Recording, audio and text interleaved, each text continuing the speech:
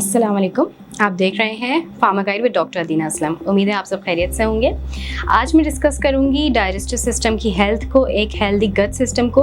हमारा जब digestive system, हमारे डाइजेस्टिव ट्रैक्ट जब हेल्दी होता है तो उससे हमारी बॉडी के बहुत सारे अदर फंक्शंस पे भी इफ़ेक्ट होता है। और जब यहाँ पे कोई ऐसा इफेक्ट होता है कि हमारी गट हेल्थ पे कोई भी नेगेटिव इफेक्ट होता है तो इससे भी हमारी बहुत सारे हमारी मूड स्विंग्स हो जाते हैं, हमारी स्किन पे इफेक्ट पड़ता है और बहुत सारी ऐसी चीज़ें होती हैं जिस पे एक नेगेटिव इफेक्ट पड़ता है। तो बहुत ज़रूरी होता है कि अपना गट, अपना स्टमक, अपना डाइजेशन जो है उसको जो है वो सही रखना। और ये तभी हो सकता है जब आपके जो गुड बैक्टीरिया होते हैं आपके गट में वो जो है उनका बैलेंस रहे, वो फंक्शनल हो, वो आपकी डाइजेशन में भी हेल्प कर रहे होते हैं, वो टॉक्सिन्स को भी रिमूव कर रहे होते हैं और उनका एक ओवरऑल बॉडी पे बहुत इंपॉर्टेंट पॉजिटिव इफेक्ट होता है। तो बात करते हैं कि क्या ऐसे साइंस होते हैं, ऐसे वार्निंग साइंस आपकी बॉडी की तरफ से आपको मिल रहे होते हैं जिससे ये पता चलता है कि you do not have a healthy gut system, या आपके डाइजेस्टिव सिस्टम जो है वो इस वक्त हेल्दी नहीं है या उसकी हेल्थ किसी वजह से कॉम्प्रोमाइज़ हुई हुई है। ऐसे क्या साइंस होते हैं? सबसे पहले तो एक अपसेट स्टमक होना, definitely if you are having diarrhoea, या अगर आपके पास जो है वो कोई और भी सिम्टम्स हैं, आपकी कॉन्स्टिपेशन वगैरह हो रही है, तो इससे ये आइडिया होता है कि आपका गट सिस्टम जो है इस वक्त हेल्दी नहीं है। इसमें आपकी डिस्कम्फर्ट में फ्रीक्वेंट डिस्कम्फर्ट हो सकता है, ब्लोटिंग हो सकती है, गैसेस हो सकती हैं, डायरिया, कॉन्स्टिपेशन, हार्ट बर्न जो हो सकता है, ये सब इस चीज़ को इंडिकेट करते हैं कि आप इस वक्त आपकी गट हेल्दी नहीं है आपका।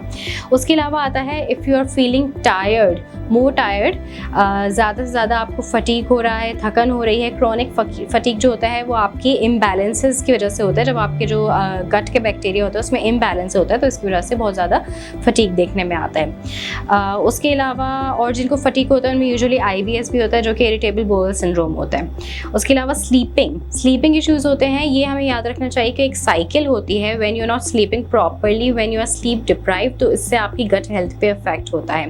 जिससे आप क्रैंकी भी होंगे, आपको जो है वो फूड क्रेविंग्स भी ज़्यादा होंगी, आप जो है कैफीन का इंटेक भी ज़्यादा करेंगे, गट हेल्थ पे इससे बहुत इफेक्ट होगा। और when your gut health is compromise तो उससे आपकी स्लीप की साइकिल पे भी इफेक्ट होता है। तो एक साइकिल होती है that needs to be broken. आपको इसको साइकिल को ख़त्म करना होता है।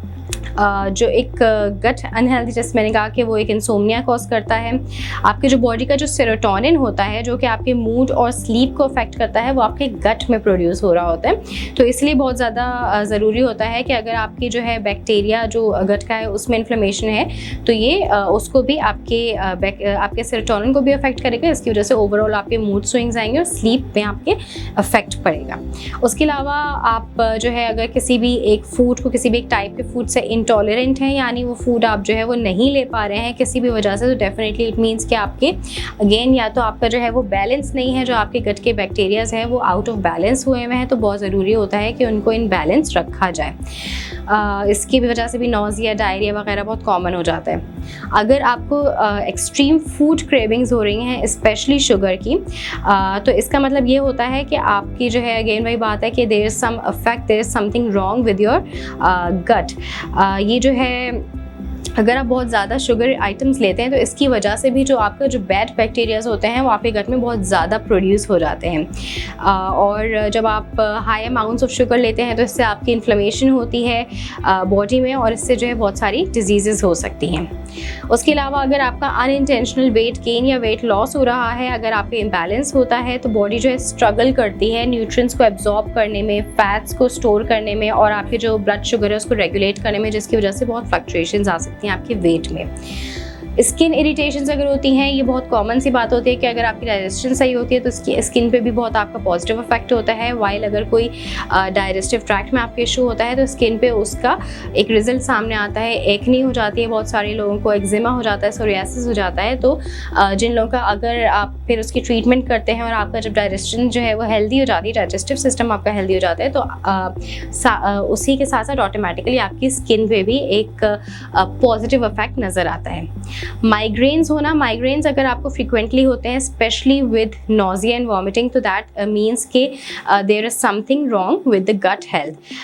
ये स्टडीज शो करती हैं कि frequent headaches are more likely to have gastrointestinal disorders. जिन लोगों के ज़्यादा माइग्रेन्स होते हैं उनमें कोई ना कोई गैस्ट्रो इंटेस्टिनल डिसऑर्डर्स पाए जाते हैं। उसके अलावा ऑटो इम्यून प्रॉब्लम्स अगर आपको हो रही हैं, जैसे कि थायराइड इश्यूज़ हो जाना, रूमेटॉइड आर्थराइटिस हो जाना, मल्टीपल स्क्लेरोसिस हो जाना, ये टाइप 1 डायबिटीज़ हो जाना, ये भी अगर आपकी गट बैक्टीरिया जो बैड गट बैक्टीरिया होते हैं वो ट्रिगर करते हैं।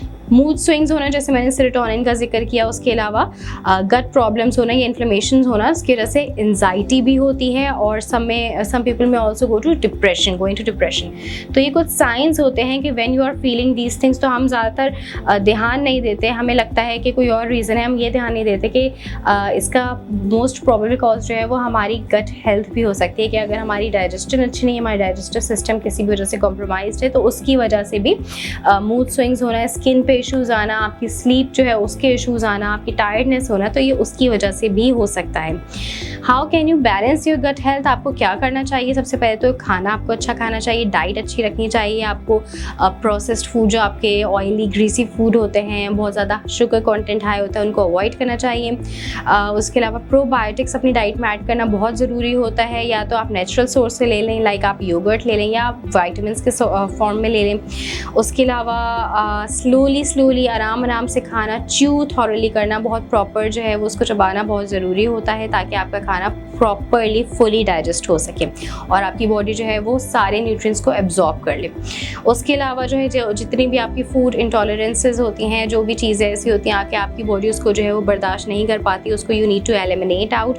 आपको देखना है कि क्या रीज़न हो रहा है कि आपको फूड इंटॉलरेंस है। If there is an imbalance of the bacteria, good and bad bacteria, तो आपको उस चीज़ को ट्रीट करना है, ताकि आप ये सारे जितने भी फूड इंटॉलरेंसेस को आप एलिमिनेट कर सकें। उसके अलावा सर्टेन फूड जैसे जो क्रैम्पिंग, नोज़िया वगैरह करते हैं, तो उसका इससे पता चलता है कि इस चीज़ से आपकी बॉडी इंटॉलरेंट है। उसके अलावा ये होता है कि वाटर हाइड्रेशन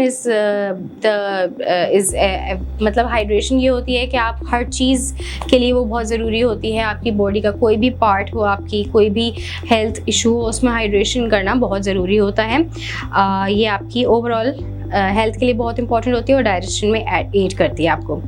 उसके अलावा एक्सरसाइज करना is very important. You need to keep your self active, और एक्टिव रहने से भी बहुत सारे इश्यूज़ एलिमिनेट आउट हो जाते हैं डायरेक्टली। और उसके अलावा आप जब अपनी मूव करते हैं बॉडी ज़्यादा, तो उससे हेल्दी माइक्रोब्स जो होते हैं वो इम्प्रूव होते हैं, आपकी बोवल मूवमेंट्स जो होती हैं वो रेगुलर हो जाती हैं, और आपकी ओवरऑल हेल्थ पे जो है वो एक बहुत पॉजिटिव इफेक्ट आता है। स्लीप, लाइक आई सेड कि enough sleep is very important. You need to take sleep of at least 7 to 8 hours डेली। ईच नाइट जो है 7 to 8 hours स्लीप पूरी करना बहुत ज़रूरी होता है।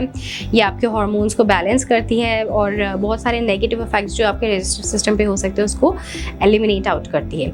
स्ट्रेस रिड्यूस करना, stress again has an effect on your gut health. जब स्ट्रेस होता है तो उससे IBS बहुत कॉमनली होता है, यानी इरिटेबल बाउल सिंड्रोम जो है वो बहुत कॉमनली हो जाता है। So you need to eliminate out stress from your life. Smoking को क्विट करना, and then definitely if you are having symptoms, frequent symptoms, तो you need to consult your doctor, और डॉक्टर से कंसल्ट करके एक प्रॉपर ट्रीटमेंट करवाना, सारे इन इश्यूज़ को कम्प्लीटली रिमूव कर देना is very important for your overall body and your overall health. So that was all about it. अगर आपको कोई भी ऐसे सिम्टम्स सामने आते हैं, कोई भी ऐसे इश्यूज़ होते हैं that you need to discuss with a consultant, you can also contact a consultant through health solutions, और अपनी जो भी क्वेरी आप रिजॉल्व कर सकते हैं। इंशाल्लाह फिर हाजिर होंगे किसी नए टॉपिक के साथ। तब तक की इजाज़त दीजिएगा। अल्लाह हाफिज़।